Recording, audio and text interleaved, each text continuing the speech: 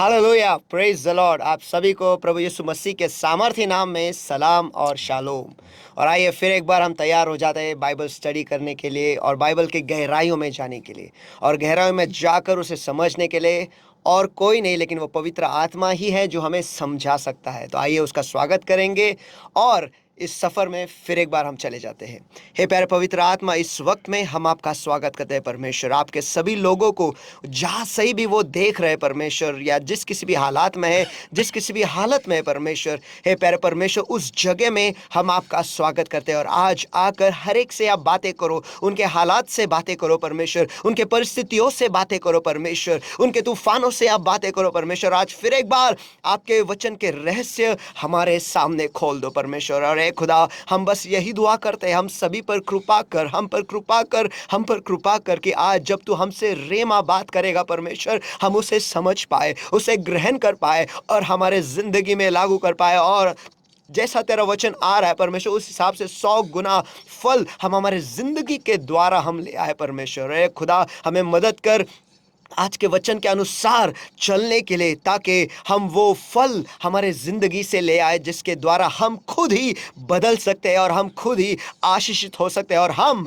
आपके जैसे बन सकते हैं। हम अपने आप को, इस वक्त को और आपके लोगों को आपके सामर्थ्य हाथों में हम सौंप देते हैं। प्रभु यीशु मसीह के सामर्थ्य नाम में हम प्रार्थना करते मांगते हैं, इसलिए तू सुन। Amen. आमेन। Amen. पास्टर, बहुत ही अच्छा जो श्रृंखला जारी है कि हम कलीसिया के मेंबर क्यों बने, या उसके हिस्सा, या फिर मैं कह सकता हूँ उस परिवार का हिस्सा हम क्यों रहे और हम क्यों कलीसिया को जाए।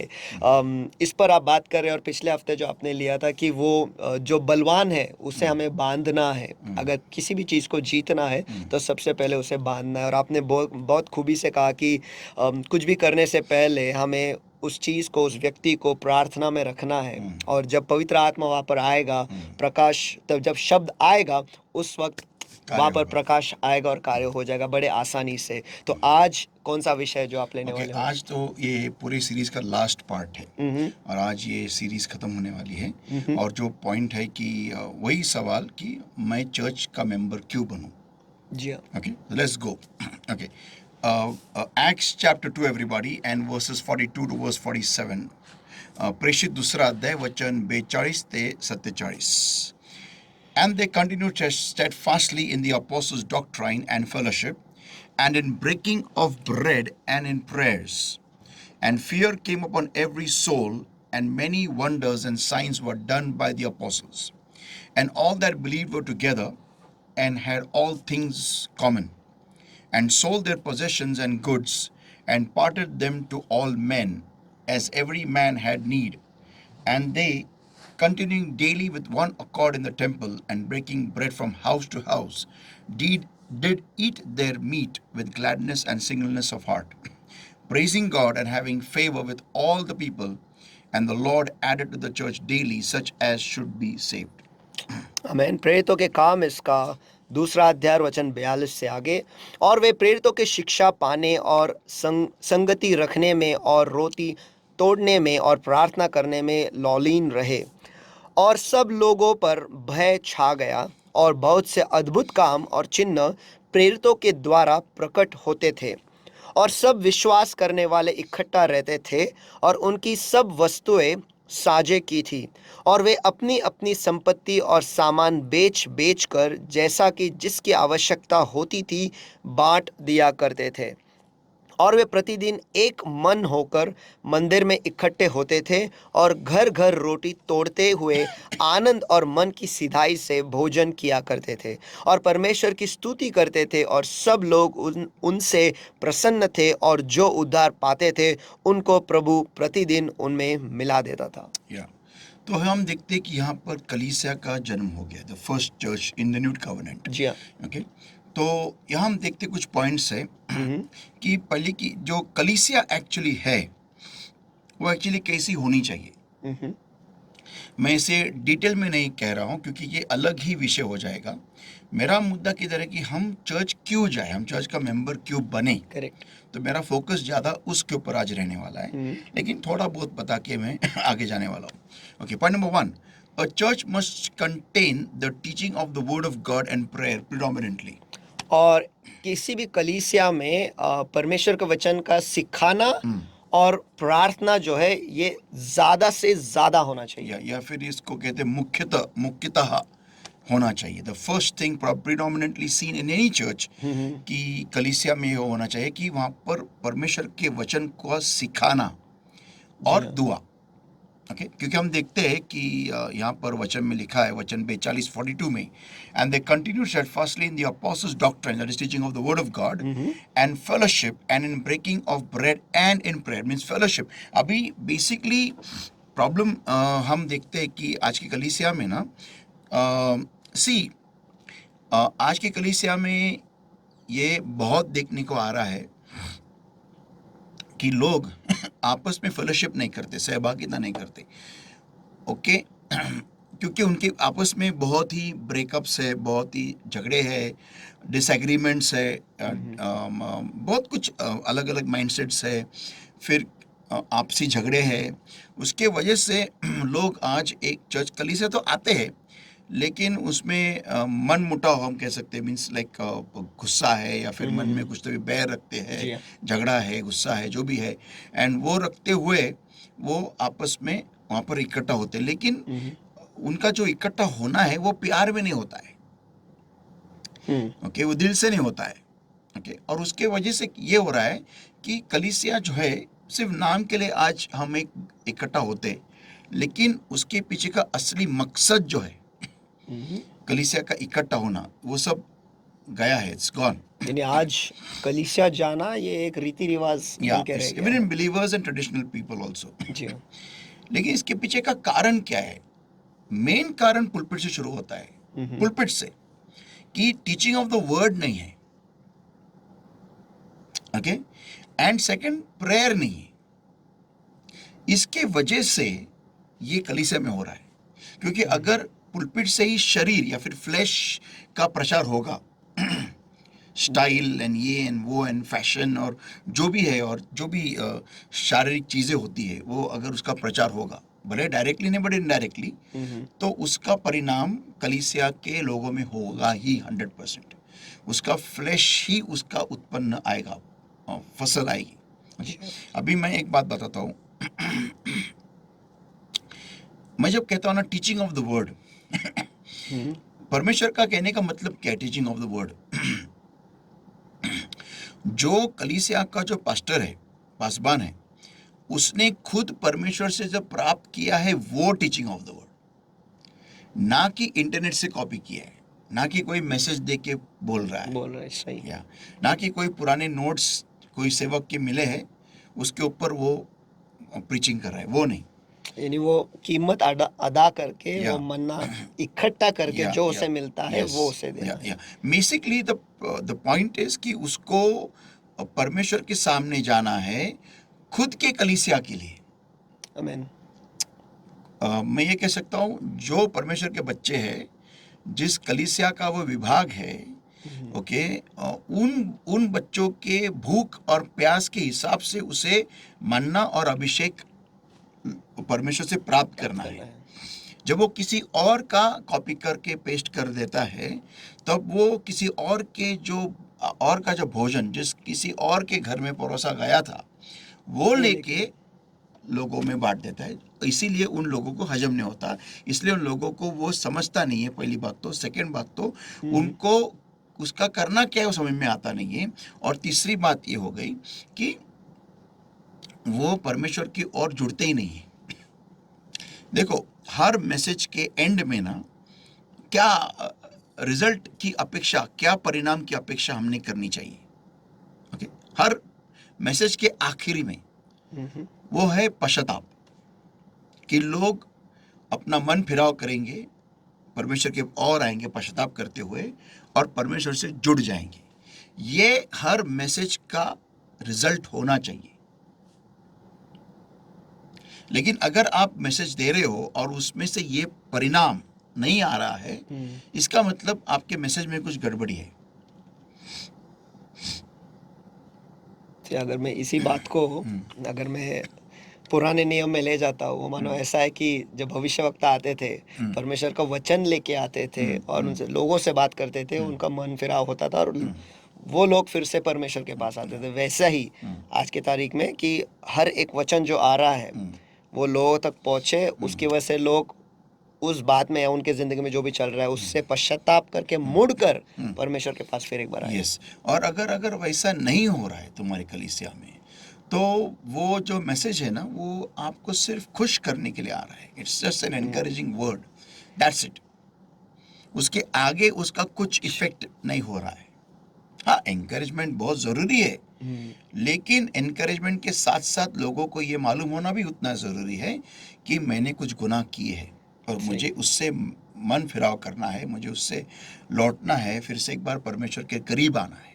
ये होना ज़रूरी है। तो आज के कलीसियाओं में ये नहीं हो रहा है, और ये नहीं होने की वजह से एक चीज़ परमेश्वर की कलीसिया में नहीं हो रही है, और वो है कि यारे प्रकार का जो भय है उसमें लोग नहीं बढ़ रहे हैं,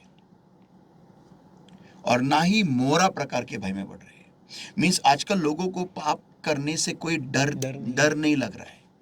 उनको ऐसा फील हो रहा है कि मैं कितना भी पाप करूं तो भी चल जाता है। आज की तारीख में कलीसियाओं का ये असली चेहरा है, actual image, the true image, कि यारे कौन सा प्रकार का भय है कि जो परमेश्वर के प्रति मेरा प्यार है वो इतना बढ़ता है कि मैं परमेश्वर को दुखी देखना नहीं चाहता। ये है वो यारे प्रकार का भय। और मोहरा प्रकार का भय है कि पाप करने के बाद परमेश्वर मुझे दंड देगा, इसलिए मैं डरता हूँ। ओके, तो ये जो भय होता है ना, यारे is the first one where it is born out of love, and मोरा is born out of sin. तो जो सिन का जो डर है वो भी नहीं रहा आज, वो भी नहीं रहा। मसलन कैन और हाबेल, कैन ने जब मर्डर किया हाबेल का, ओके, उसको कुछ फर्क नहीं पड़ा। उसको he was like cool, he was cool. वैसा ही आज कलीसिया में हो रहा है। और इसीलिए शायद ये जो शाउल जो आ रहा है ना, हर कलीसिया में जो अटैक हो रहा है, ये उसी की वजह से, ताकि हम अपने घुटनों पे आ जाए, हम दुआ में आ जाए, हम वचन की ओर फिर से एक बार आकर्षित हो जाए। क्योंकि देखो, जब तुम्हारा बिल्डिंग में जब सब कुछ तोड़ फोड़ किया जाएगा, तुम्हारे लेज़र लाइट्स नहीं रहेंगे, तुम्हारे स्क्रीन्स नहीं रहेंगे, तुम्हारे कुछ भी नहीं रहा, तो आखिर में सिर्फ एक खुला स्टेज रहेगा, मैक्सिमम वहाँ पर एक PA सिस्टम रहेगा और ग्राउंड रहेगा, बराबर। और क्या रहने वाला है? बाकी सब तो कुछ भी नहीं रहेगा। तो यही तो था ना पहले की कलीसिया में। करेक्ट। यही था पहले की कलीसिया में। ना उधर लेजर शोज होते थे, ना उधर स्क्रीन था, ना उधर स्टेज था, ना कुछ नहीं था, PA सिस्टम भी नहीं था, कुछ नहीं था, नथिंग। बट उधर power of the Holy Spirit, amen amen, वचन का भरपूरी थी, वचन की भरपूरी थी, आमेन, और परमेश्वर का भय फैल रहा था। जी ओके, और लोग परमेश्वर के भय में बढ़ रहे थे क्योंकि दे वर ऑन ग्राउंड जीरो। सही। ओके, और उनके पास पैसा आने के बाद वो आपस में पूरा बांट देते थे, जिस तरह से सबको जरूरत थी उस हिसाब से। सही। या so the point is this, कि लोगों को ये कलीसिया में मिलना चाहिए। मैं इसका आगे और डिटेल में एक अलग ही सब्जेक्ट लूंगा कि चर्च कैसी होनी चाहिए, कलीसिया कैसी होनी चाहिए, okay, एक अलग विषय होगा। बट अभी हम और देखते हैं कि उसी पॉइंट में पॉइंट नंबर B मीन्स पहला पॉइंट ए था कि यारे fear will grow in the body of Christ. यारे भय जो है मसीह के शरीर में बढ़ेगा। ये effects of teaching of the word and prayer, और ये वचन का सिखाना और प्रार्थना के द्वारा जो प्रभाव होता है वो आप बता रहे हैं। वो अगर ये हो गया, अगर चर्च तो फिर में यारे भय बढ़ेगा। या अगर चर्च में परमेश्वर का वचन सिखाया जाएगा, और अगर दुआ। चर्च में दुआ कंटिन्यूली होती रहेगी, तो लोगों के बीच में यारे भय बढ़ेगा। वाओ। बोलते हैं ना, the fear of God is beginning of all wisdom and knowledge. Yes. ये है वो फियर, यारे भय, ये बढ़ेगा। आमेन। ओके और ये जब बढ़ता है ना तो लोगों के बीच में ज्ञान बढ़ेगा, चतुराई बढ़ेगी लोग और समझदार हो जाएंगे। और नॉलेज इज पावर। किसी भी समस्या को हैंडल करने के लिए अगर आपके पास ज्ञान है, चतुराई है, तो you have one the battle before only. सही सही। हथियार तो बहुत बाद में काम इस्तेमाल किया जाता है, लेकिन पहला is your knowledge, is your wisdom, understanding. और ये अगर कलीसिया के पास आ गया ना, there be nobody can stop us. Nobody we will be an unstoppable force. हम ऐसी ताकत बन जाएंगे जिसे कोई रोक नहीं सकता। या नॉट पॉसिबल, मुमकिन ही नहीं होगा वो। सही। ओके आगे next is continual prayer will make the church dead to the flesh. और दुआ में अगर हम जारी ही रहेंगे तो कलीसिया जो है वो शरीर के प्रति मरा हुआ रहेगा। यस मरा हुआ रहेगा। यहाँ पर है कि वो कलीसिया मरी हुई रहेंगी, तो यहाँ पर झगड़े नहीं होंगे। अगर तुम्हारा शरीर ही नहीं है, करेक्ट, फ्लैश ही अगर अलाइव नहीं है, तो तुम्हारे झगड़े किधर होंगे? झगड़े नहीं होने वाले, खत्म। और अक्सर पास्टर आप एक बात हमेशा आप कहते थे, काफ़ी टाइम मैंने सुना है कि जब कलीसिया ख़त्म हो जाते हैं, अक्सर जब लोग बाहर निकलते हैं तो क्या बात करते हैं। या तो ये जो मुद्दा है यहाँ पे कि हम अगर देह के प्रति हम मरे हुए रहेंगे तो हमारे बीच में जो बात होगा वो परमेश्वर के वचन के बारे में ही होगा। यस आमीन। 100% यही होगा। ओके अभी next point number 2, do good to the household of faith.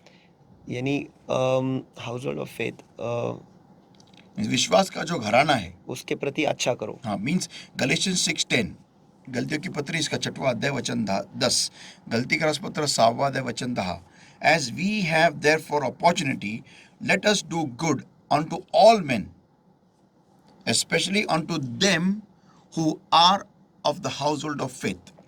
इस गलतियों की पत्री इसका 6वां अध्याय वचन 10, इसलिए जहाँ तक अवसर मिले हम सबके साथ भलाई करें, विशेष करके विश्वासी भाइयों के साथ। यस ओके तो हमें तो इंग्लिश में थोड़ा अलग है, विशेषकर जो विश्वास के घर है उनके प्रति, घराने के प्रति। हाँ, तो बेसिकली जब ये वचन की भरपूरी हो जाएगी और जब दुआ ज़्यादा बढ़ेगी, तो नेचुरल है कि ऑटोमेटिकली जो परमेश्वर का जो घराना है उसके प्रति हम अच्छा ही करेंगे ना।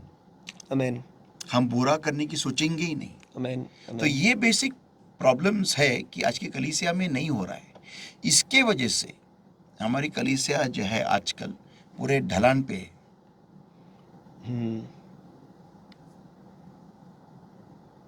और इसलिए वो शौल आ रहा है ताकि फिर से एक बार वो लेवल पे आ जाए और ऊपर की तरफ, ऊंचाई की तरफ ढलान उल्टी हो जाए। ओके तो अभी मेरा फिर से एक बार मेरा main point, why be a member of a church. हम कलीसिया के मेंबर क्यों बने? अब ये बहुत जरूरी है। ओके आइए हम पढ़ते हैं, आइए हम देखते हैं। Point number 1, it is the will of God. ये परमेश्वर की इच्छा ही है। या it is the will of God, ये परमेश्वर की इच्छा है। द एंड, आमीन। द एंड, तुम उसके ऊपर आर्ग्यूमेंट नहीं कर सकते। तुम्हें भले कलीसिया अच्छी मिली हो या नहीं मिली हो, लेकिन ये परमेश्वर की इच्छा है कि आप कलीसिया जाए, आप कलीसिया का मेंबर बने। हम देखने वाले। हाँ अब ये पॉइंट भी आता है, बहुत लोगों की तकरार होती है कि हमारी कलीसिया सही नहीं, हमें सही भोज नहीं मिलता है, परमेश्वर का वचन सही नहीं मिलता है। यानी फिर भेड़ों के लैंग्वेज में कहा जाए तो हमें हरी घास नहीं मिल रही है। तो क्या करें?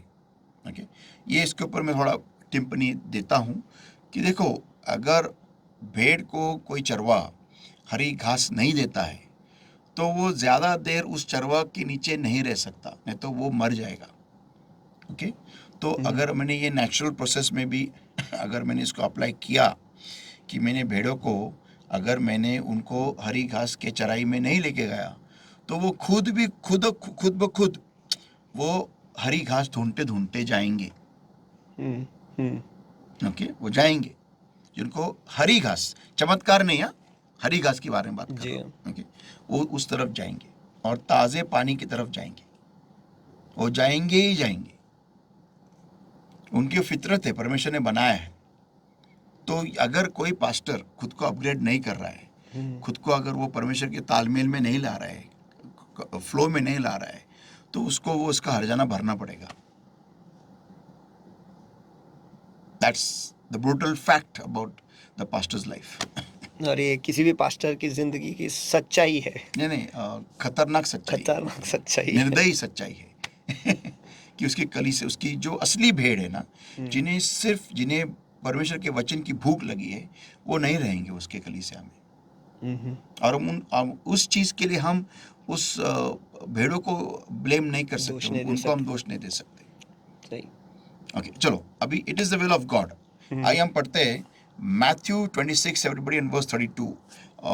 मत्तई ह्याचा 26वा अध्याय आणि वचन 32. But after I am risen again I will go before you into Galilee. मत्ती रचित सुसमाचार इसका 26वां अध्याय वचन 32, परंतु मैं अपने जी उठने के बाद तुमसे पहले गलील को जाऊंगा. या अभी जो गलील है ना, ये प्रभु यीशु मसीह जिस जगह से आता था, उस जगह में नाजरत करके जगह है, उस जगह से प्रभु यीशु मसीह आता है. तो नाजरत जो जगह है वो गलील का एक भाग है. ओके, तो Galilee, okay, is symbolic of a church. It means a circle, दर्शाता है एक सर्कल, ओके, एक राउंड गोल. तो वो चर्च का प्रतीक है.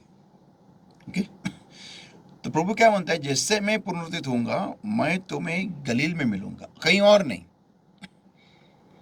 ओके, हम देखते हैं कि जब मैथ्यू 28 में पढ़ेंगे, मैथ्यू 28 मत्ती 28 वचन 7, मत्ती 28 वचन 7. And go quickly and tell his disciples that he is risen from the dead, and behold, he goeth before you into Galilee. There shall ye see him. Lo, I have told you. और शीघ्र, मत्ती रचित सुसमाचार इसका 28वां अध्याय वचन 7, और शीघ्र जाकर उसके चेलों से कहो कि वह मृतकों से जी उठा है, और देखो वह तुमसे पहले गलील को जाता है, वहाँ उसका दर्शन पाओगे.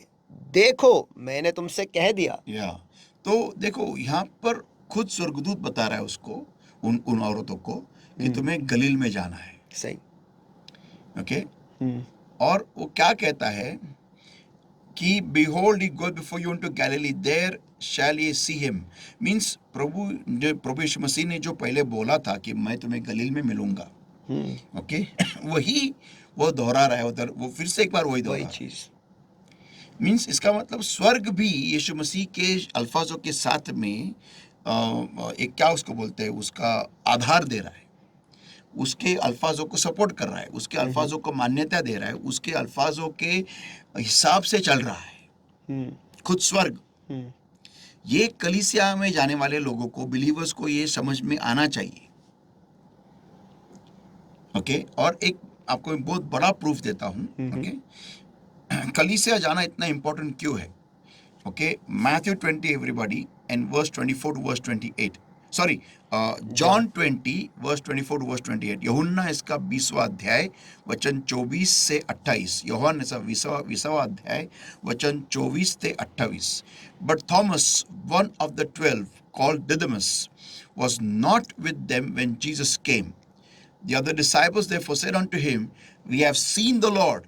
But he said unto them, Except I shall see in his hands the print of the nails, and put my finger into the print of the nails, and thrust my hand into his side, I will not believe. And after 8 days again his disciples were within, and Thomas with them. Then came Jesus, the doors being shut, and stood in the midst, and said, Peace be unto you. Then saith he to Thomas, Reach hither thy finger, and behold my hands, and reach hither thy hand, and thrust it into my side, and be not faithless, but believing. And Thomas answered and said unto him, My Lord and my God. आमेन. यूहन्ना इसका 20वां अध्याय वचन 24 से आगे. परंतु 12 में से एक व्यक्ति अर्थात थोमा, जो दिदुमुस कहलाता है, जब यीशु आया तो उनके साथ न था. जब और चेले उससे कहने लगे, हमने प्रभु को देखा है। तब उसने उनसे कहा, जब तक मैं उसके हाथों के कीलों के छेद न देख लूं और कीलों के छेदों में अपनी उंगली न डालूं, तब तक मैं विश्वास नहीं करूंगा। 8 दिन के बाद उसके चेले फिर घर के भीतर थे और थोमा उनके साथ था और द्वार बंद थे। तब यीशु ने आकर और बीच में खड़ा होकर कहा, तुम्हें शांति मिले। और उसने थोमा से कहा, अपनी उंगली यहाँ लाकर मेरे हाथों को देख और अपने हाथ लाकर मेरे पंजर में डाल और अविश्वास नहीं परंतु विश्वासी हो। और यह सुन थोमा ने उत्तर दिया, हे मेरे प्रभु, हे मेरे परमेश्वर। आमेन। ओके, तो यहाँ हम बहुत ही बड़ा एग्जाम्पल देखते हैं, उम्दा उदाहरण है उन लोगों के लिए जो कलीसिया के बाहर परमेश्वर से जुड़ने की मंशा रखते हैं। कलीसिया के बाहर परमेश्वर का एक नया प्रकाशन पाने की मंशा रखते हैं, कलीसिया को छोड़कर। समझ लो ये जो चेलों का इकट्ठा होना था उस वक्त, समझो मैं उसको कलीसिया कहूं, और उस इकट्ठा होने में वहां थोमा नहीं था। तो जब यीशु मसीह वहां पर उनको दर्शन देता है फर्स्ट टाइम, तो उनको मालूम पड़ता है कि यीशु मसीह है। और जब वहां थोमा नहीं होता है तो वहां पर यीशु मसीह ये नहीं पूछता है थोमा किधर है। First point, Jesus never asked them where is Thomas. Correct, point पहला नंबर मुद्दा। 1। यीशु ने कभी नहीं पूछा या, कि थोमा किधर है। सही। पॉइंट नंबर 2, यीशु मसीह ने ये भी नहीं बोला कि मैं जब तक थोमा नहीं आता मैं निकलूंगा नहीं। ओके, कुछ नहीं बोला। पॉइंट नंबर 3, ओके, यीशु मसीह थोमा जहां था अकेला, वहां जाके उसको दर्शन नहीं दिया। ये बहुत इंपॉर्टेंट पॉइंट। बहुत महत्वपूर्ण नहीं है। Yeah. बहुत महत्वपूर्ण। Yeah. He did Yes. not get any special visitation of the Lord Jesus Christ when he was away from the rest 11. और थोमा को जब वो 12 बाकी 11 चेलों से अलग था, उसे उसे कोई विशेष मुलाकात नहीं मिली Yeah, प्रभु यीशु nothing, मसीह no से। कुछ special, भी नहीं, no कुछ भी nothing, नहीं, कुछ भी nothing. नहीं। सही। इनफैक्ट उसको एक्सपीरियंस भी नहीं मिला था कि यीशु मसीह जिंदा जिंदा हुआ है। यस। माय क्वेश्चन इज क्यों नहीं? अगर यीशु मसीह का चेला था तो उसको भी उतनी ही अधिकार है जितना वो बाकी के 10 को है ना? लेकिन उसको कोई प्रिविलेज नहीं मिला। नथिंग, नो स्पेशल, नथिंग, कुछ विशेष नहीं। क्यों नहीं? क्योंकि प्रभु यीशु मसीह अकेले घूमने वाले भेड़ों को एंटरटेन नहीं करना चाहता,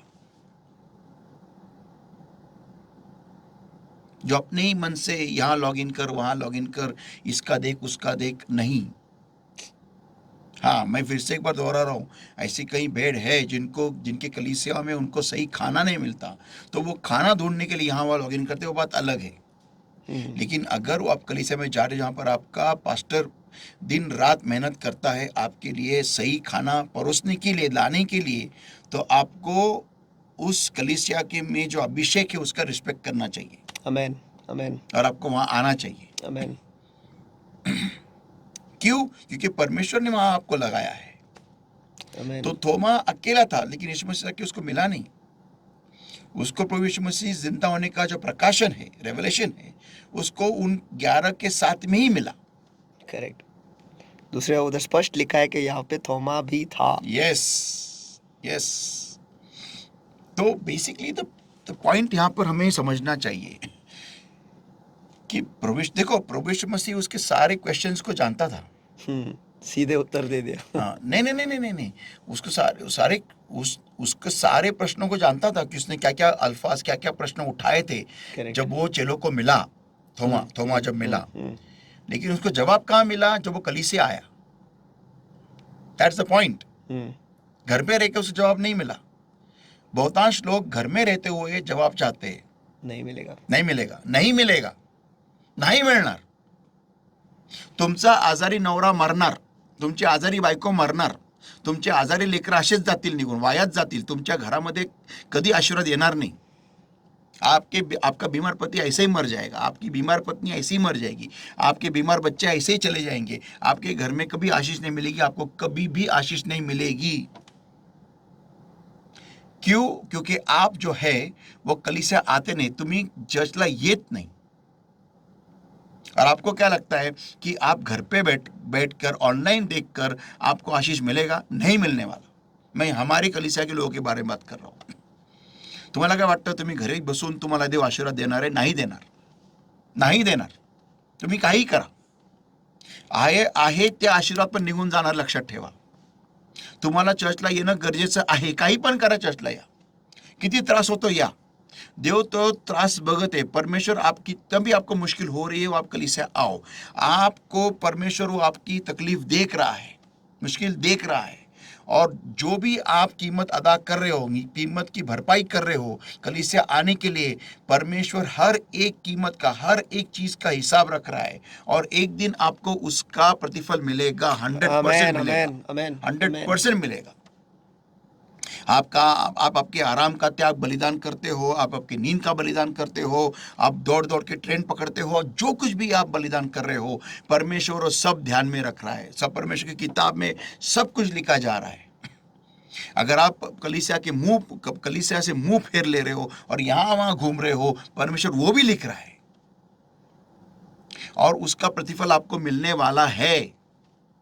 और मैं आपको लिख के देता हूं कि आप उसका प्रतिफल रहेगा। आपकी जिंदगी में जितने भी आशीष परमेश्वर ने डाले हैं, वो सब चोर चुरा के लेके जाएगा, सब कुछ। Your peace, your health, your blessings, your joy, everything, शांति, आनंद, आशीष, बोल्डनेस, जो भी है, सब कुछ उल्टा होने वाला है, सब कुछ। क्योंकि आप कलीसिया से पैर घुमा रहे हो, कलीसिया नहीं आते। तो बेसिक चीज, आप इधर थोमा को परमेश्वर ने पर्सनल विजिटेशन नहीं दिया। पर्सनल विजिटेशन उसको कुछ मिला ही नहीं। पर्सनल भेंट या फिर पर्सनल क्या उसको कहते, विजिटेशन को क्या कह सकते, मुलाकात नहीं मिली उसको। देखो, एक बात बताता हूँ अभी मुझे जिंदा आया है। जब प्रभु यीशु मसीह ने हर एक चेलों को बुलाया, फर्स्ट मुलाकात पर्सनली दी, पर्सनली दिया, ओके, व्यक्तिगत तौर पे जाके उनसे बोला मेरे पीछे आओ, वो गए। लेकिन जब पुनरुत्थित होने के बाद में उनको आदेश दिया गया था, पहले ही, मरने से पहले ही गलील में जाओ, तो उनसे वो अपेक्षा थी प्रभु यीशु मसीह की कि वो गलील में ही रहे। He didn't get any special visitation from the Lord, कुछ नहीं। तो ये लोगों को समझ में आना चाहिए, कलीसिया ही है जहां पर तुम्हें प्रकाशन मिलेगा, जहां पर तुम्हें परमेश्वर जिंदा है करके आपको अनुभव मिलेगा। आपके जिंदगी में जो भी चिन्ह चमत्कार होंगे, वो कलीसिया के द्वारा ही होंगे। सही पास्टर, आपने जो मुद्दा बोला उसी पर है कि वो ऐसा है कि जब हमें उद्धार का वक्त है, तब वो आया है हमसे मिल, वो आया, उसने कीमत अदा करके वो हम तक आया है, और अभी वो अपेक्षा रख रहा है कि वो जहाँ पर है, हम सभी जन मिलकर वहाँ पर जाएं। Yes, absolutely. यानी कीमत अभी हमें अदा करनी है। Yes. और एक बात मैं बताना चाह रहा हूँ, उसकी मैं खुद की बड़ाई नहीं कर रहा, लेकिन जो बात आपने कही थी कि हम जो स्ट्रगल करते हैं, हम जो झगड़ते हैं कलीसिया आने के लिए, जब मैं नया कलीसिया आ रहा था और तब मुझे जॉब लगा था WNS में, मुझे अच्छी तरीके से याद है कि उस वक्त कलीसिया सुबह शुरू होते थे, 5 बजे तक हम कलीसिया में रहते थे आकुर्डी में। मैं या तो सैटरडे को नाइट करता था या फिर संडे को मैं आफ्टरनून करता था, ताकि मैं जाऊँ। और ये सब बहुत किया मैंने, यानी 6 महीने तक। ऐसा नहीं कि 1 महीना था या फिर 2 हफ्ते थे, ऐसा नहीं, लेकिन वो 6 महीने तक लॉर्ड वही देख रहा था। सैटरडे को जब होता था, नाइट होता था, मैं अक्सर वॉशरूम में जाकर वो कमोड पे बैठ के मैं सोता था, ताकि मैं चर्च में ना सोऊं। तो एक 5-5 10-10 मिनट की झपकियाँ लेकर मैं वापस आके काम करते रहता था। तो ऐसे करके रात गुजारता था। और कलीसिया तो अपना फिर 5 बजे मैं कलीसिया में सोता था, 6 बजे उठता था, और 7 बजे तक वापस काम पे नाइट को जाना पड़ता था। तो वैसे करता था। लेकिन 6 ही महीना मेरे पूरे करियर में, सिर्फ 6 महीना मैंने सैटरडे संडे काम किया है। उसके बाद लॉर्ड ने वो सब कुछ देखकर आपने जैसा कहा कि वो हर एक कीमत जो हम अदा कर रहे हैं Yes. उसकी भरपाई खुदा देता है। 100%. उसके बाद कभी मुझे सैटरडे संडे कभी नहीं आना पड़ा। इतना तक कि मेरे मैनेजर एक बार बोल रहे थे कि तू सैटरडे संडे को आना है। मैंने बोला मैं काम छोड़ दूंगा। उसने बोला नहीं, काम मत छोड़, तू रहे, तू कर तेरा। नहीं, और एक पॉइंट है, उन दिनों में तुम्हारा कोई ओहदा नहीं था चर्च में, नहीं, कुछ भी नहीं। नथिंग, कुछ नहीं, आप कुछ भी नहीं करते थे, यू सही। Were just a normal member, that's it.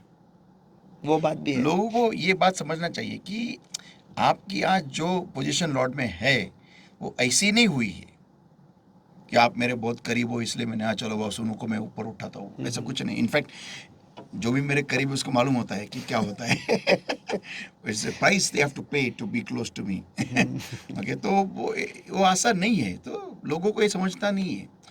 तो you have to go through the process. जब आपके पास आसानी नहीं है, जब आपके पास सब मुश्किल समय है, मुश्किल घड़ी है, और उसमें से आपको जाना पड़ता है, it's you and you don't give up, you still continue. तो परमेश्वर वो देख के आपको फिर आशीष देता है। बहुतांश लोग क्योंकि उनको मुश्किल है इसलिए वो बीच में ही गिर जाते हैं। That's sad, very sad about them. तो जाने दो जो भी है, बिकॉज उनका विश्वास कम है। लेकिन कलीसिया में आपको जुड़ा रहना बहुत ज़रूरी है, बहुत ज़रूरी है।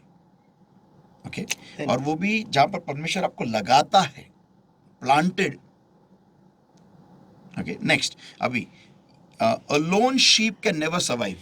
एक भेड़ जो अकेला है वो कभी एक अकेली भेड़ कभी भी जिंदा टिकी नहीं रह सकती, परमेश्वर में भी और उसके दुनिया बाद में में। दुनिया में भी। ओके, साम 100 वर्स 3, भजन भजन संहिता संहिता 100। स्तोत्र संहिता 100 वचन 3। Know ye that the Lord he is God, it is he that hath made us and not we ourselves, we are his people and the sheep of his pasture. भजन संहिता 100 और 3रा वचन, निश्चय जानो कि यहोवा ही परमेश्वर है, उसी ने हमको बनाया है और हम उसी के हैं, हम उसकी प्रजा और उसकी चराई के भेड़ है। यस, अभी मैं आपको इसके ऊपर एक बात क्लियर कर बताता हूँ। कोई भी भेड़ होता है ना, इट्स नेचुरली बात कर रहा हूँ, sheep.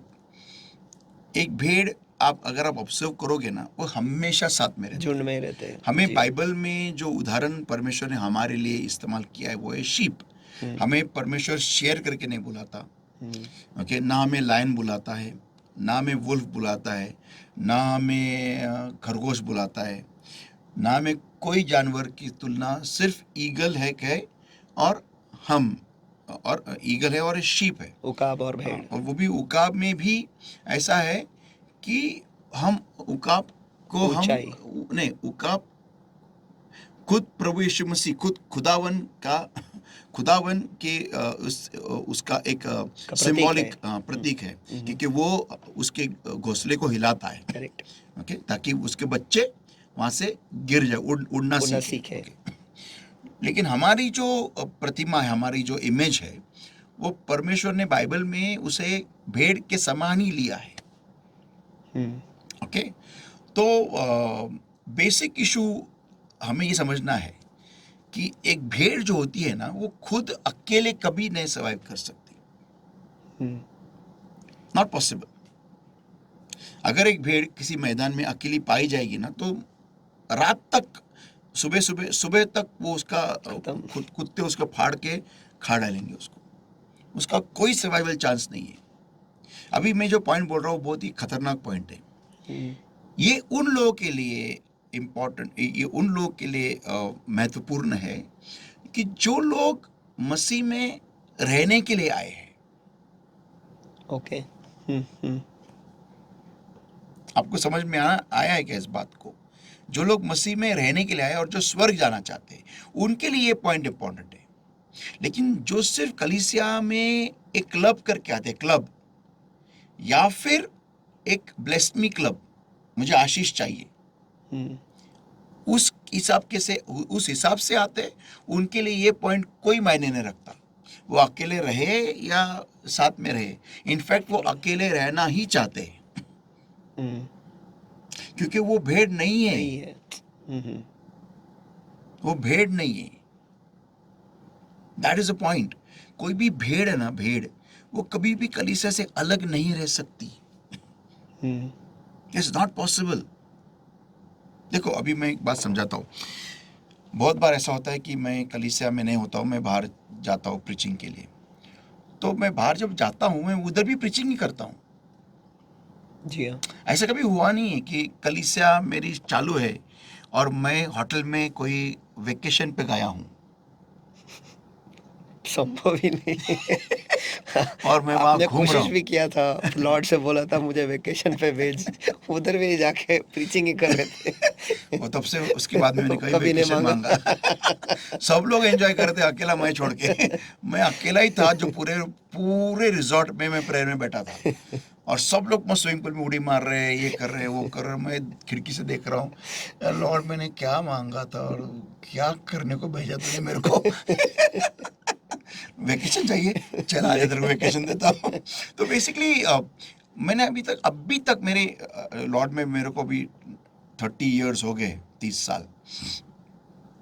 I have never ever, मैंने इमेजिन भी नहीं किया कि मैं संडे के दिन मैं घूम रहा हूँ, या फिर जिस दिन कलीसिया है उस दिन मैं घूम रहा हूँ, एंजॉय कर रहा हूँ, या फिर क्या उसको बोलते हैं वो वेट एंजॉय में नहा रहा हूँ, या फिर ये इधर हमारे इधर क्या है, ये डायमंड वाटर पार्क उधर डायमंड उड़ी उड़ी मार रहा हूँ, या फिर ये कोई पर्वत के ऊपर क्लाइंबिंग कर रहा हूँ, हाइकिंग कर रहा हूँ।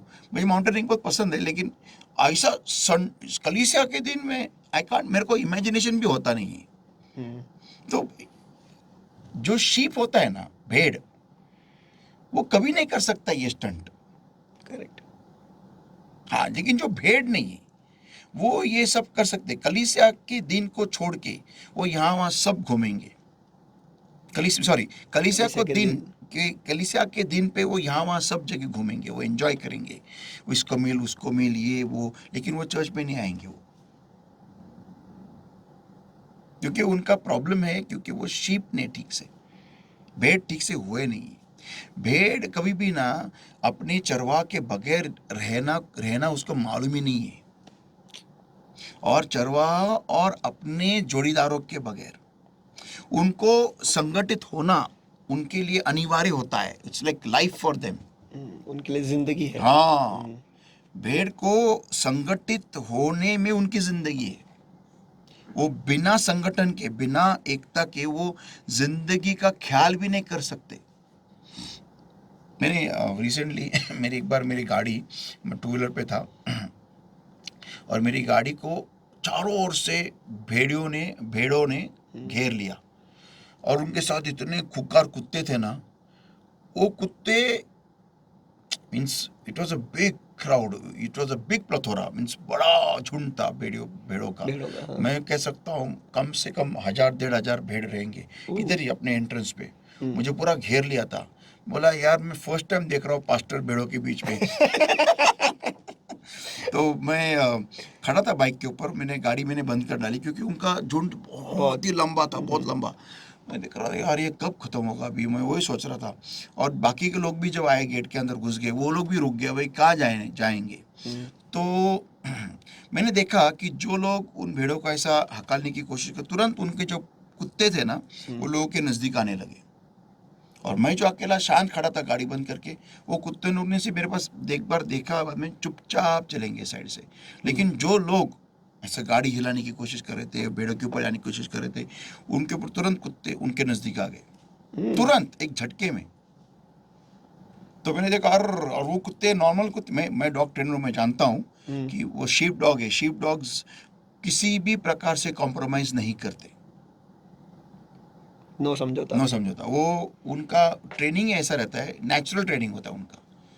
वो उनके इनबॉर्न ही होते हैं, और वो कुत्ते आपको आसानी से यहाँ वहाँ नहीं मिलेंगे। वो उन बंजारियों के पास ही होते हैं वो कुत्ते, और वो ट्रेन होते, मीन्स खतरनाक ट्रेन। उनको ना इंजेक्शन दिया रहता है ना कुछ नहीं। काटा है तो खत्म। खत्म है, हाँ। तो ऐसा है वो। और वो काटने को कुछ वो सोचते नहीं दो पल भी, या इंसान को भी फाड़ने के लिए दो पल भी सोचते नहीं है। तो ये जो प्रोटेक्शन सिस्टम होता है ना, ये है वो एंजल्स ऑफ गॉड, जो कलीसिया आने वाले लोगों को महफूज रखता है. हे अल्फाज भूलो मत. हे वाक्य विसरू नका. जे लोक चर्चला येतात त्यांच्या भोवती हा पहारा असतो. एकट्या विश्वासणाऱ्याच्या भोवती नसतो. अकेला जो विश्वासी होता है ना, जिसको कलीसिया होने के बावजूद भी वो कलीसिया नहीं आता है ना, उसके इर्द गिर्द ये पहरा नहीं होता है. मैं ये गॅरंटी के साथ कह सकता हूं. मी मराठीत सांगतो विशेष करून की जे लोक ज्यांच्याकडे चांगली मंडळी असून सुद्धा ते मंडळी जात नाही, येत नाही, त्यांच्या अवतीभोवती हा पहारा नसतो स्वर्गदूतांचा. तुम्ही किती बोंबला, स्तोत्र 91, तुम्ही किती बोंबला, आप कितना ही बोलो भजन संहिता 91, कितना भी आप जप कर लो उसका कुछ नहीं होने वाला. मैं आपको लिख के देता हूँ. क्योंकि मेरा जो परमेश्वर, हमारा जो परमेश्वर है ना, वो हुसूलों का परमेश्वर है. आमीन. वो नियमों का परमेश्वर है. आमीन. वो कायदे कानून का परमेश्वर है. आमीन. ओके, वो खुद भी अपना हुसूल तोड़ता नहीं. उसने बोला मरने से पहले गलील में जाओ, मरने के बाद भी स्वर्गदूत आके बोलते हैं गलील में जाओ. तुमको जो कुछ भी मिलेगा गलील में मिलेगा, गलील के बाहर कुछ नहीं मिलने वाला. ओके, तो बेसिक यहाँ पर ये होता है कि ये जो लोग जो कलीसिया नहीं आते, कलीसिया के बाहर यहाँ वहाँ घूमते रहते, कलीसिया में आने से कतराते, उनको पसंद नहीं कलीसिया आना, और वो घर में बैठ के भी ऑनलाइन देखते. ऑनलाइन मैं विशेषकर किन लोगों के बारे में बात कर रहा हूँ, जो पूना में रहते, हमारे पूना के लोग. मैं बाहर गाँव के से आने वाले लोगों को मैं समझ सकता हूँ, उनका ड्यूटी है, ये वो है, बहुत कुछ चीज़ें हैं, समझ सकता हूँ, उनको आना मुमकिन नहीं है, चलो इसलिए ऑनलाइन देखते. लेकिन जो पूना में रहते वो भी नहीं आते. फिर मैं जब उनके पास देखता हूँ ना, वो बीमार होते हैं, हमेशा बीमार होते. वो क्यों बीमार होते? क्योंकि उनको कलीसिया आने के लिए वक्त होता है, कलीसिया आने के लिए उनके पास ताकत होती है, पैसा होता है, सब कुछ होता है, लेकिन वो आएंगे नहीं. और फिर वो बोलते परमेश्वर में तेरा लहू मेरे ऊपर लगा था. लहू लगा के तो परमेश्वर को पूरा लगा, कुछ नहीं होने वाला, क्योंकि तुम परमेश्वर की वो आज्ञा का उल्लंघन करते. मी देवाची त्या आज्ञेचं उल्लंघन करत आहात. गलीलाच जा. आणि तुम्हाला वाटतं काय मी घरी बसून मी देवाचं रक्त लावतो, मी प्रभूला लावतो, तुम्ही प्रभूला अंगार घासाना, मी तुम्हाला सांगतो काय होणार नाही. कारण प्रभू आपला हा नियमांचा परमेश्वर आहे, हा कायदे कानूनचा परमेश्वर आहे, हा तो त्याला काय म्हणतात ते, त्याचे काही हे आहेत, हुसूल आहेत, आय डोंट नो से मराठी, बरोबर, ते काही हे आहेत, कायदे आहेत त्याचे, आणि तुम्ही ते उल्लंघन नाही करू शकत. तो बेसिक पॉईंट हा आहे की तुम्ही घरात बसून तुम्हाला वाटतं की हा मला देव सगळं देईल, काहीतरी मी जाईल चर्चला, काही मिळणार नाही. मी तुम्हाला लिहून देतो गॅरंटी, काही नहीं मिलणार. ये भी नहीं, वो छोड़ो. बहुत लोग इतने महान होते, जब वो बीमार होते वो चर्च को नहीं आते. अरे कमाल हो गया, जैसे कि उनको हम काम देने वाले हैं, अब आओ प्रीचिंग करो. तुमको सिर्फ वहां पर आके बैठ के तुमको चंगाई प्राप्त करनी है, और क्या करना है. अगर यीशु मसीह के ही लोग बीमार होने के बाद में कलीसिया नहीं आते हैं, तो कौन से खुदा के लोग आएंगे. आमीन. आमीन. हाँ, जो सलीब पे मरा, उसके पहले उसने कोड़े खाए तुम्हारे हमारे चंगाई के लिए, और उसी जोवा राफा के लोग, बाम ऑफ गिलियड के लोग, अगर वही कलीसिया नहीं आएंगे चंगाई के लिए, तो कौन आएगा. ये तो बहुत बड़ा जोक हो गया. मैं सीधा बोलते मैं बीमार हूं इसलिए मैं कलीसिया नहीं आया. और तुमको क्या उधर मैं काम लगाने वाला था क्या. मीन्स इतना स्ट्रांग उनका विश्वास है कि मुझे चंगाई नहीं मिल सकती. तो फिर यीशु मसीह भी बोलता होगा स्वर्ग में बैठे हुए कि यार फिर मैं इतने फटके क्यों खाया, मैं क्यों इतना, मेरे पूरे शरीर को मैंने फाड़ के रख दिया ताकि मेरे लोग चंगे हो. मैं बीमार हूं इसलिए नहीं आया. कमाल है. तो ये जो अकेले जो रहते हैं ना, अकेले, ये जो भेड़ है ना, ये गए में जमा है, टिक नहीं सकते. नहीं कुछ नहीं. There is no way they can survive. अब ये देखो, 10 कुमारियां थी, 5 सियानी और 5 मूर्ख, राइट ना. करेक्ट.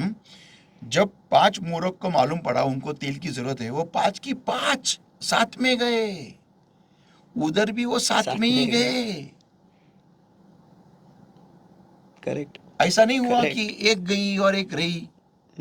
मूर्ख थी लेकिन वो जाने में वो सियानी थी, साथ में गए। कुमारियों को साथ में ही रहना है। परमेश्वर यीशु मसीह की कुंवारी मीन्स कलीसिया। भले तुम मूर्ख हो या कोई भी हो, साथ में रहना साथ में रहना है। Amen. Awesome. You can not be secluded away from the church, आप कलीसिया से अलग रह ही नहीं सकते, नॉट पॉसिबल। संभव ही नहीं। यानी अगर हम अकेले हैं, और अगर मैं एक भेड़, जैसा आप पहले बता रहे थे पास्टर, एक भेड़ जो है बहुत कमज़ोर है, अकेले में ही खुद कमज़ोर है, कुछ उसमें ताकत नहीं है देखा गया तो। लेकिन जब झुंड में आते हैं वो, उन्हें भी एक वो सुरक्षितता महसूस होता है कि Yes. सब जन मेरे साथ है। हाँ। और सामने वाला भी जो आ रहा है उन्हें भी लगता है ये बहुत बड़ा झुंड है, हम कुछ नहीं कर सकते। मैं वो बताता हूँ ना, जब मैं उधर खड़ा था ना, मुझे डर लग रहा था कि ये मुझे गिरा ना दे। इतना ताकत था उनका, और मेरे पैंट को घिसते घिस सब जा रहे थे यहाँ से वहाँ से। बोला यार फर्स्ट टाइम है, मेरे को ऐसा लग रहा है मैं पास्टर हूँ। इतना पूरा, और मीन्स उनको कुछ फिक्र नहीं थी कि वो गाड़ी क्या है, उनको झटका लगेगा कि क्या। कुछ नहीं, नथिंग, दे वर कूल।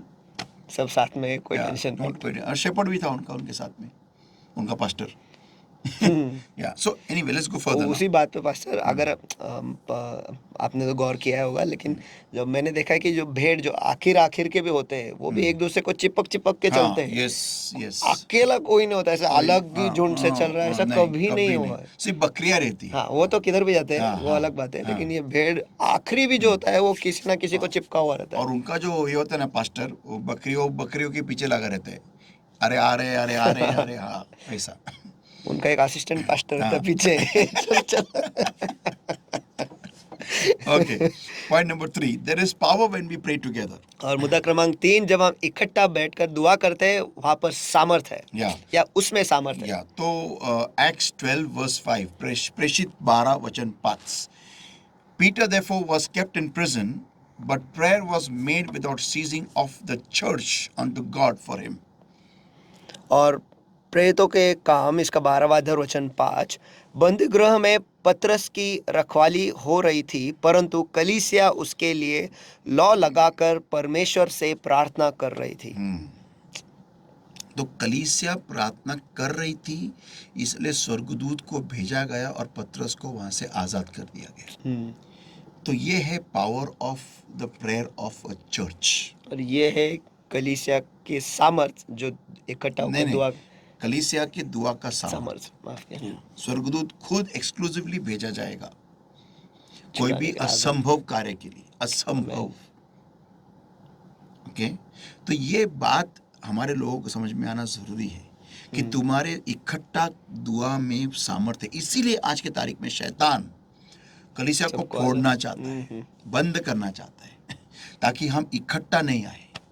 परमेश्वर का वचन भी है, जहाँ 2 या 3 मेरे नाम से जमाओ, मैं हूँ हाजिर वहाँ। यस, या वो भी एक सामर्थ्य है। यस। आमीन, आमीन। देखो कैसा होता है ना, मैं आपको एक बात समझाता हूँ। मैं इनडायरेक्टली बात कर रहा हूँ। पहले के टाइम में कैसा था, जो मरी हुई कलीसिया होती थी, वहां पर कई हमले होते नहीं थे। सिर्फ वहीं पर हमले होते थे जहां पर कार्य हो रहा है। लेकिन आज की तारीख में मरी हुई कलीसियाओं पे भी हमले हो रहे हैं। क्यों? वो तो कुछ नहीं कर रहे, उनका इकट्ठा होना तो नहीं के बराबर ही होता है ना। लेकिन क्यों? क्योंकि शैतान कोई चांस नहीं लेना चाहता।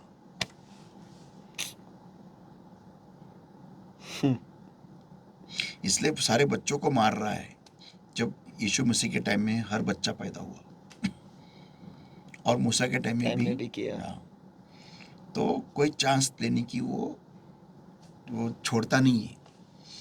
कल जहाँ क्रूस दिखा, हमला करो, ऐसा है। क्योंकि इकट्ठा होना, दैट इज अ प्रॉब्लम। और यहीं पर शैतान अटैक कर रहा है, और हर कलीसिया में हो रहा है। हर कलीसिया में, जहाँ पर नियम है, जहाँ पर कायदे कानून है, जहाँ पर कोई किसी से मन मुटाव हो रहा है, किसी से झगड़ा हो रहा है, कुछ भी हो रहा है, लोग मैं नहीं आता कलीसिया को। छोटी छोटी फिजूल बातों पे या भी आजकल हो रहे हैं। तो ये है। ओके, आगे। Okay, we are one body. हम एक शरीर है। हाँ, we are one body. Romans 12 verse 4 to verse 5। रोम का पत्र 12वां अध्याय वचन 4 ते वचन 5। For as we have many members in one body and all members have not the same office, so we, being many, are one body in Christ, and every one members one of another. Romeo की पत्री इसका 12वां अध्याय वचन 4, क्योंकि जैसे हमारी एक देह में बहुत से अंग है और सब अंगों का एक ही जैसा काम नहीं, वैसे ही हम जो बहुत है मसीह में एक देह होकर आपस में एक दूसरे के अंग है। तो हम सब एक शरीर है। ये बात हमें समझना जरूरी है। We are all one body in Christ Jesus. कि प्रभु यीशु मसीह में हम एक शरीर है। या मैं तो ये कहता हूँ कि अगर आपके कलीसिया में अगर आपके साथ जो बैठा है, ओके, अगर आप एक दिन वो नहीं आता है, तो मैं आपको इनकरेज करता हूँ, आप किसी भी कलीसिया से रहने दें। अगर आप ये देख रहे हो, तुरंत उसी शाम को, उसी दिन, उसी मोमेंट, कलीसिया खत्म होने के बाद तो आप उसे फ़ोन कीजिए। क्यों नहीं आए? हाँ, क्यों नहीं आए? क्योंकि मैं आपको मिस कर रहा था। और तुरंत उसी दिन उसको जाके विजिट करो। कोई ज़रूरत नहीं कि पास्टर ही विजिट करे, कोई ज़रूरत नहीं। कलीसिया का हर एक मेंबर ने एक दूसरे को विजिट करना ज़रूरी है। कि आप क्यों नहीं आए? मैं आपको मिस कर रहा था, क्या हो गया प्रॉब्लम? और वो अगर वो सच्ची में कोई प्रॉब्लम में है तो उसे सुलझाने में तुम्हारा 100% उसके साथ खड़े रहो। आमीन। ओके, अगर ऐसी यूनिटी हमने दिखाई ना, मैं कहता हूँ कलीसिया का पूरा चेहरा बदल जाएगा। आमीन, आमीन। हमारा रैप्चर बहुत जल्दी हो जाएगा। या okay, so we are one body in Christ Jesus. भले हम अलग अलग अंग है, लेकिन एक शरीर का ही हिस्सा तो है ना यीशु मसीह का। आमीन। या तो क्यों मेरा एक हाथ दूसरे हाथ से नफरत करेगा? क्यों? क्योंकि इस हाथ में घड़ी पहना है इसलिए इस हाथ को दुख हो रहा है। कोई जरूरत नहीं ना। वह तो कोई मेरे को बोला नहीं कि मेरे को भी घड़ी चाहिए। आमीन। कुछ नहीं, इज कूल। ऐसा है। तो ये पॉइंट समझना है। नेक्स्ट और लास्ट पॉइंट है, और ये बहुत ही इंपॉर्टेंट है। मैंने विशेष करके आखिरी मुद्दा जो बहुत भारी है उसको लास्ट में रखा है। सॉरी, जो मुद्दा बहुत भारी उसको मैंने आखिर में रखा है। गॉड रेकन्स द चर्च एज, परमेश्वर कलीसिया को इस प्रकार से देखता है। अब हम देखेंगे क्या कैसे देखता है। ओके, साम 133 वर्स 1 to verse 3, भजन संहिता 133, स्तोत्र संहिता 133 वचन 1 ते वचन 3। Behold, how good and how pleasant it is for brethren to dwell together in unity. पढ़िए वचन 1। भजन संहिता 133 वचन 1, देखो यह क्या ही भली और मनोहर बात है कि भाई लोग आपस में मिले रहे। ये परमेश्वर कह रहा है। आमीन। जब कोई भी कलीसिया सब इकट्ठा होते हैं, और जब दुआ, आराधना या फिर कुछ भी बैठ के, भले वो भोजन कर रहे हो, लेकिन आपस में मेल मिलाप हो, प्यार हो, एकता हो, ओके, तो परमेश्वर कहता है how good and how pleasant it is, क्या ही भली और मनोहर बात है, या for brethren to dwell together in unity, कि भाई लोग आपस में एकता में मिले रहे। या यूनिटी, एकता, या ड्वेल टुगेदर, एक साथ रहे। तो वही हुआ पहले की कलीसिया में। आमीन। वो एक साथ रहने लगे, एकता में। ओके, तो परमेश्वर को ये पसंद, ये चिन्ह, ये जो दृश्य है, परमेश्वर को ये बहुत ही अच्छा और बहुत ही मनोहर लगता है। आमीन। परमेश्वर के नजरों में ये मनोहर है। तो कितना महत्वपूर्ण है कि हम कलीसिया में आए, क्योंकि वो जमाव परमेश्वर को मनोहर लगता है। तो इससे मैं समझ सकता हूँ कि जो एदन की वाटिका थी, वो क्यों एक बाउंड्री के साथ थी, क्यों एक प्रदेश था पूरा, ताकि परमेश्वर की ये मंशा पहले से ही थी कि आदम और हवा से उत्पन्न वाले जितने भी बच्चे रहेंगे, वो सब उसी देश में रहेंगे, इकट्ठा रहेंगे, अलग दुनिया से अलग होते हुए। सोचो अगर काइन और हाबेल और जो भी आदम और हवा से जो भी बच्चा पैदा हुए, समझ लो अगर आदम और हवा ने पाप ही नहीं किया होता तो सब के सब उधर ही पैदा होते यस और सब के सब उधर ही रहते, यस तो शैतान का अंदर घुसना तो नामुमकिन हो जाता। आमीन। ओके, देखो हवा को क्यों पैदा किया, क्योंकि क्यों बनाया, क्योंकि ये जो आदम था वो खुद को अकेला महसूस करने लगा था। इंसान को दूसरे इंसान की तभी जरूरत पड़ती है जब वो शरीर के अंदर कार्यरत होता है, लेकिन अगर वो आत्मा के साथ ही जुड़ा रहेगा ना तो उसको कभी भी महसूस नहीं होगा। लेकिन ये नेचुरल है कि इंसान अगर दुआ में कम गिरता है ना, ऑटोमेटिकली शरीर में बढ़ेगा, इट्स नेचुरल। तो इसलिए उसको दूसरे इंसान की जरूरत पड़ती है। ओके, तो इसलिए उसके लिए हवा बनी गई। वजन कांटे की तरह है। हाँ, यस, हाँ, तराजू की तरह। तराजू, एक तरफ शरीर और एक तरफ आत्मा। जिस तरफ कम ज्यादा है वो दूसरा भाग तो ऊपर जाएगा ही। तो बेसिकली आदम को हवा की जरूरत इसलिए पड़ी ना, तो उसका अकेलापन दूर करने के लिए। क्या अकेलापन? हाँ, लेकिन हुआ क्या, वो तो बाहर निकल गए। हाँ, तो भलतज काम हो गया उधर, उसकी कोई जरूरत नहीं थी। तो अगर उन्होंने सिर्फ एक दूसरे के अकेलेपन को नकारते या फिर अलग रखते, अकेलेपन को निकालने में अगर खुद का वो ध्यान रखते और वो आगे परमेश्वर के साथ जुड़े रहते, तो कैन और हबेल और जो भी है, जो भी बाद में जो सब अंदर ही रहते। शायद होते भी नहीं थे, और ये दोनों भी नहीं, पता नहीं जो भी है, बट उनका एक सेक्लूडेड एरिया होता, खुद का एक देश, पूरा का पूरा देश, और वही कलीसिया का चित्रण है, the first church. Seclusion from the world, दुनिया से अलग, एक क्लोज्ड एनवायरनमेंट में, एक बंद माहौल, या जहां पर सिर्फ और सिर्फ वही लोग हैं जिन्होंने प्रभु यीशु मसीह को अपना उद्धारकर्ता करके माना है। तो ये परमेश्वर की योजना है, जहाँ पर परमेश्वर की नजर है, जिसमें परमेश्वर मनोरम करता है, मनोहर उसका दृश्य है। वाओ, प्रेजेंटनेस, तो ये है वो। Next is, it is like the precious ointment upon the head that rain down upon the beard, even Aaron's beard that went down to the skirts of his garments. यह तो उस उत्तम तेल के समान है जो हरून के सिर पर डाला गया था और उसकी दाढ़ी से बहकर उसके वस्त्र की छोर तक पहुंच गया। क्या ये इकट्ठा होना उस तेल के समान है? जो तेल क्या है, जब अरुण को अभिषेक किया गया एज अ प्रीस्ट, ये है वो तेल, अनॉइंटिंग ऑयल, अभिषेक का तेल। हाँ, अभिषेक का तेल। तो ये इकट्ठा होना परमेश्वर की नजरों में उसके समान है। priestly anointing gives you unlimited access to heaven. तो याजकीय अभिषेक हमें ऐसा असीम अधिकार देता है, एक्सेस देता है स्वर्ग के बातों के लिए और स्वर्ग में कार्य करने के लिए। असीम is the word, priestly access.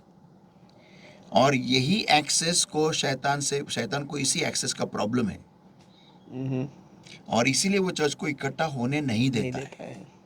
क्योंकि अगर कलीसिया इकट्ठा हो गई तो वो बहुत बेकार, खराब विध्वंस करेंगी शैतान के साम्राज्य का। तो अभी बस सोच रहा था मैं कि कितना बड़ा प्री प्लान है ये कोरोना, कितनी तैयारी है उसकी, कि हर एक व्यक्ति को अलग कर दे, और हम तो फिर कहीं पर भी नहीं है।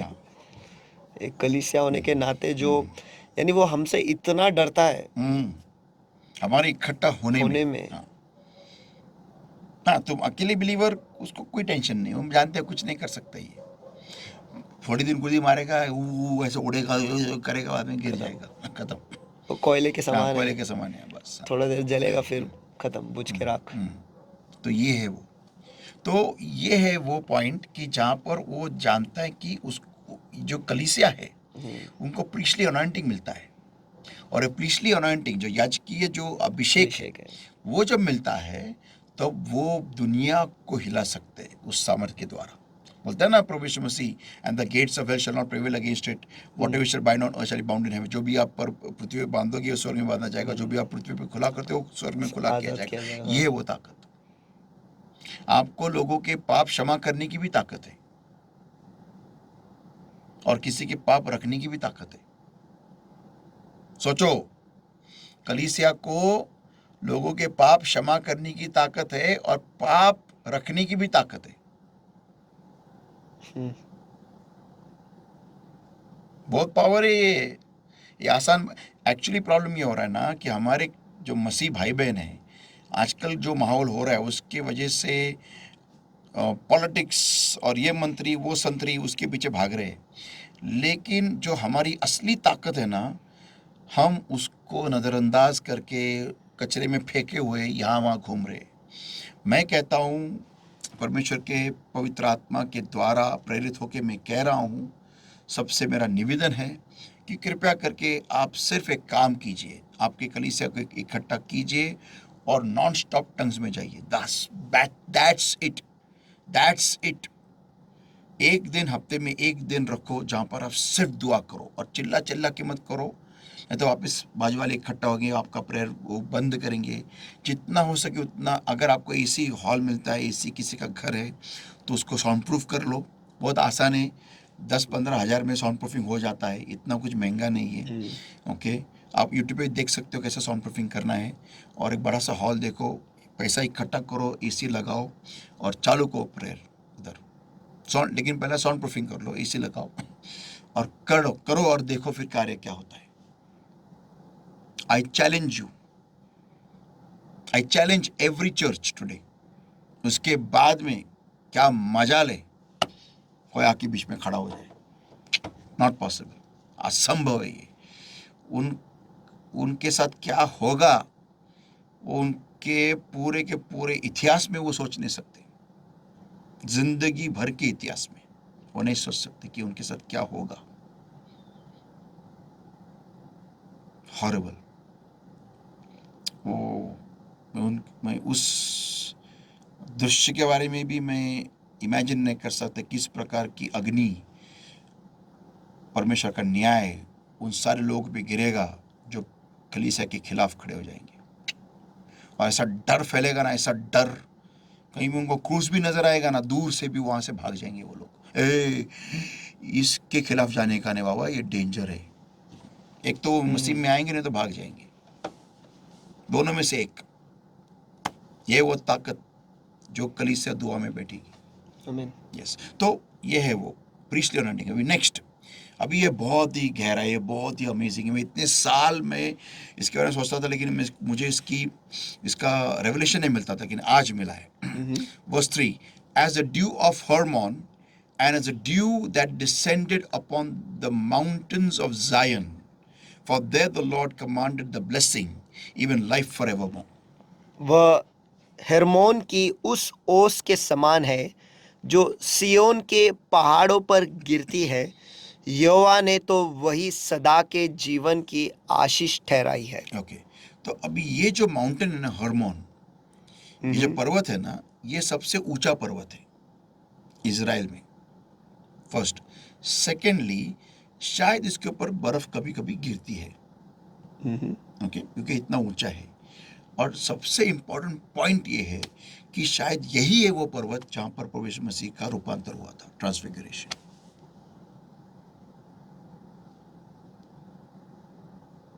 तो अभी क्या लिखा, अभी हम इस लाइट में, इस प्रकाशन में हम ये पढ़ेंगे वापस एक बार, as the dew of Hermon. तो वहां पर जो ओस गिरती है वो बहुत ही रिच होती है, rich in nutrients, rich in proteins, जो लाइफ को सस्टेन करने के लिए बहुत ही जरूरी होती है। तो इधर क्या लिखा है, इवन लाइफ फॉरएवर मोर, सदा के जीवन की आशीष। हाँ, तो ये आशीष सिर्फ और सिर्फ हर्मोन के पर्वत पर ही पाई जाएगी आपको, उस शिखर पर। और वहां पर हम देखते हैं कि प्रभु यीशु मसीह का रूपांतर हुआ था। He was transfigured over there। Okay, जो शरीर आत्मा से कनेक्ट हुआ था, तो तुम्हें जो पवित्र आत्मा की जो भरपूरी है और अमीरी है और समृद्धि है, वो आपको कलीसिया में ही मिलेगी। आमेन, आमेन, वही वो कलीसिया जहां पर वचन को महत्व दिया जाता है और प्रार्थना को और इकट्ठा होने में सहभागिता को महत्व दिया जाता है, अहमियत दी जाती है। ऐसे ही कलीसिया में आपको भरपूरी मिलेगी। और दूसरी बात, due that descended upon the mountains of जायन, ये माउंटेन ऑफ जायन जो है ना, ये एक्चुअली अभी जगह है, and that is the throne of, जहां पर दाऊद का थ्रोन था, सिटी ऑफ डेविड, उसको हम माउंटेन ऑफ जायन कहते हैं, जहां पर स्ट्रांग होल्ड है, जहां पर प्रोटेक्शन है, जहां पर पूरा का पूरा परमेश्वर का बाड़ा है, ना कोई शत्रु वहां पर पैर नहीं अंदर डाल सकता, वो है वो जगह। तो ऐसा हम अगर हम कलीसिया में एक साथ होने लगे तो ये हमारा हशर होने वाला है। आमेन, मीन्स हमारा आशीष ऐसा रहेगा, हमारी लाइफ ऐसी रहेगी, और कोई शैतान का पिल्लू भी या कोई भी बड़ा हाकिम भी होने दो, वो आसपास भटकने पाएगा। दैट इज वाई हमें कलीसिया का मेंबर होना जरूरी है। इसीलिए हमें कलीसिया जाना चाहिए, इसलिए हमें कलीसिया का मेंबर होना अनिवार्य है, म्हणून आपल्या चर्चचा मेंबर होणं गरजेचं आहे। चर्च मध्ये समावेश असणं, चर्चला रेग्युलर जाणं हे गरजेचं आहे। मगच तुमच्या जीवनामध्ये परमेश्वराची श्रीमंती येईल, देवाची श्रीमंती, दारिद्र्य नाही। जे तुम्ही या दारिद्र्यामध्ये धडपड करत आहात ना, का? कारण तुम्ही चर्चला येत नाही। तुम्ही अशा चर्चला जाऊन बसता तुम्ही अशा चर्चला जाऊन बसता जिथं तुमच्याकडे कोणाचंच लक्ष नसतं, आणि तुम्ही तिथं मुद्दामून जाता, कारण तुम्हाला माहिती आहे तिथं मला कोणी रोखणार नाही, टोकणार नाही, ओरडणार नाही, काही नाही करणार, काही नाही बोलणार, मग तिकडून लपून बसायचं आणि चर्च सुटलं की पळून जायचं, आणि तुम्हाला वाटतं मी चर्चला गेलो, झालं, संपलं, मला आशीर्वाद मिळाला। तसं नाही होत। चर्चमध्ये पास्टरचं लक्ष तुमच्याकडे असलंच पाहिजे। पास्टर नंतर सगळे जे लीडर्स आहेत त्यांचं तुमच्याकडे लक्ष असलंच पाहिजे। तुमच्याकडे तुमची वाढ होते की नाही हे बघितलंच पाहिजे। आप बढ़ रहे हो क्या, ये कलीसिया में ध्यान होना चाहिए, पास्टर का ध्यान होना ही चाहिए, वो आपको सही मानना खिलाना ही चाहिए। उसके द्वारा उसके बाद में जो लीडर्स है, जो भी मिनिस्टर्स है, उन्होंने भी आपके पास ध्यान देना अनिवार्य है। एक चोर के समान जाके बैठो मत कलीसिया में, वो कलीसिया में सही तरीके का भोज आपको मिलना चाहिए, और वहां पर लोगों को मालूम होना चाहिए कि आप कलीसिया आए हो या नहीं आए हो, और नहीं आए हो तो तुरंत उनका कॉल आपको आना चाहिए, और आपके बारे में उन्हें पूछताछ करनी चाहिए, आपको आपके लिए दुआ करनी चाहिए, आपको किस खाद की जरूरत है, नरिशमेंट की, वो आपको मिलना अनिवार्य है उस पुलपिट के द्वारा। आमेन, तो ही वो कलीसिया है। और आप बोलेंगे पास्टर हमारी कलीसिया ऐसे नहीं है, तो आपके पास्टर के लिए आप दुआ चालू करो, और अगर परमेश्वर ने चाहा तो परमेश्वर आपको सही कलीसिया में लेके जाएगा। लेकिन क्यों, अगर आपका पास्टर परमेश्वर को सुनने को तैयार नहीं है तो he will take you somewhere else. लेकिन आपको जिंदा कलीसिया में होना जरूरी है, आमेन, बहुत जरूरी है, और आज की तारीख में तो बहुत ही ज्यादा जरूरी है। हाँ, अगर आप स्वर्ग जाना ही नहीं चाहते तो इट्स ओके, अलग बात है। तो बात अलग है। अगर आपसे ब्लेस मी के लिए आए हो तो इट्स ओके, नो प्रॉब्लम। अपने मतलब से आए तो। लेकिन अगर आप स्वर्ग जाना चाहते हो, आप स्वर्ग के रहवासी बनना चाहते हो, आप परमेश्वर के धरती पे होते हुए आप परमेश्वर से जुड़ना चाहते हो, उसके गहराई में जाना चाहते हो, उससे प्यार में और गिरना चाहते हो, और उसके करीब जाना चाहते हो, तो आपको कलीसिया का मेंबर होना जरूरी है। आमेन, Yes. Let's pray. Thank you, Lord, my God, for your word that came to us alive. Beloved Lord, I seal this word in the hearts with the precious blood, precious oil, and the fire of the Holy Spirit. Every power of darkness and to steal this word, Lord, I want to destroy and consume with the fire of the Holy Ghost, in the name of the Lord Jesus Christ of Nazareth right now. And I command the power of darkness in the name of Jesus. Get out! Come out in Jesus' name. I set every single person who's heard this word free in Jesus' name, Lord. Beloved Lord, I pray, help us all to put our minds to this word and to bring forth 100-fold accordingly. In Jesus' mighty name we pray and we ask. Amen. Amen. Amen. मुझे विश्वास है और भरोसा है कि आज हम सभी को ये पता चला है कि हम वो अहमियत कि हम किसी भी कलीसिया का मेंबर क्यों हमें रहना है, और क्यों उस परिवार में हमें रहना है, क्यों वहाँ पर जाना है, क्योंकि उसमें बहुत सामर्थ है, उसमें परमेश्वर की नज़रें कलीसिया पर है।